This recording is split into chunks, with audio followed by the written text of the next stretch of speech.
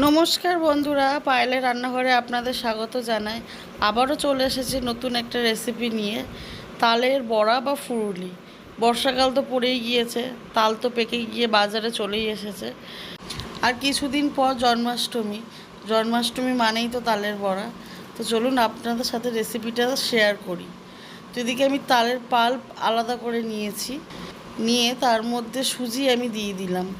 সুজি আর তালের পাল্পটা খুব ভালো করে মিক্স করে, আর দেব পরিমাণ মতো চিনি।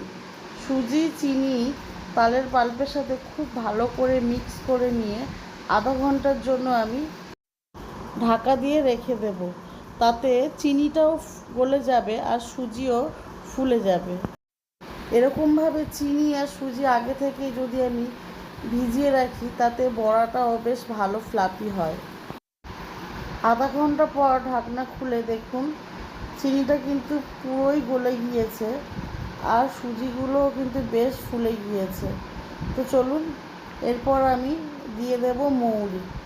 মৌরি দিলে খেতে বেশ ভালোই লাগে, আপনারা এটা স্কিপ করতে পারেন। এবার দেব পরিমাণ মতো ময়দা আর সামান্য চালের গুঁড়ি। আপনারা নারকেল কোড়াও অ্যাড করতে পারেন। নারকেলটা আমার ঘরে অ্যাভেলেবেল নেই, তাই আমি অ্যাড করিনি। তো সমস্ত কিছু খুব ভালো করে মিক্স করে নিতে হবে। হাত দিয়ে মিক্স করবেন। মেখে দেখুন ঠিক এরকম একটা থিকনেস আসে।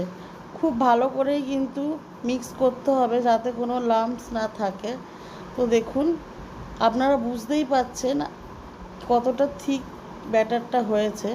তো এদিকে আমি রিফাইন অয়েল বসিয়ে দিয়েছি গরম হতে। তেল গরমও হয়ে গিয়েছে। আর এদিকে সাইডে আমি একটু জল নিয়েছি। জলে হাতটা চুবিয়ে এইভাবে আমি যদি ফুরুলিগুলো ছাড়ি, খুব সহজেই ফুরুলিগুলো হাত থেকে ছেড়ে যাবে, জড়াবে না। তো দেখুন, খুব সুন্দরভাবে ফুরুলিগুলো কিন্তু একে একে আমি ছেড়ে নিচ্ছি। সমস্ত ফুরুলিগুলো আমি ঠিক এইভাবেই তেলের মধ্যে ছেড়ে দেব।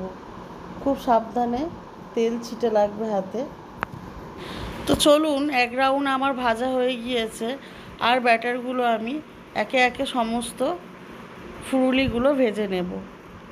লো টু মিডিয়াম ফ্লেমে ফুরুলিগুলো কিন্তু ভাজতে হবে, নইলে ভেতর থেকে কাঁচা থেকে যাবে। তো দেখুন, বেশ লাল লালভাবে ফুরুলিগুলো কিন্তু আমার ভাজা হয়ে গিয়েছে।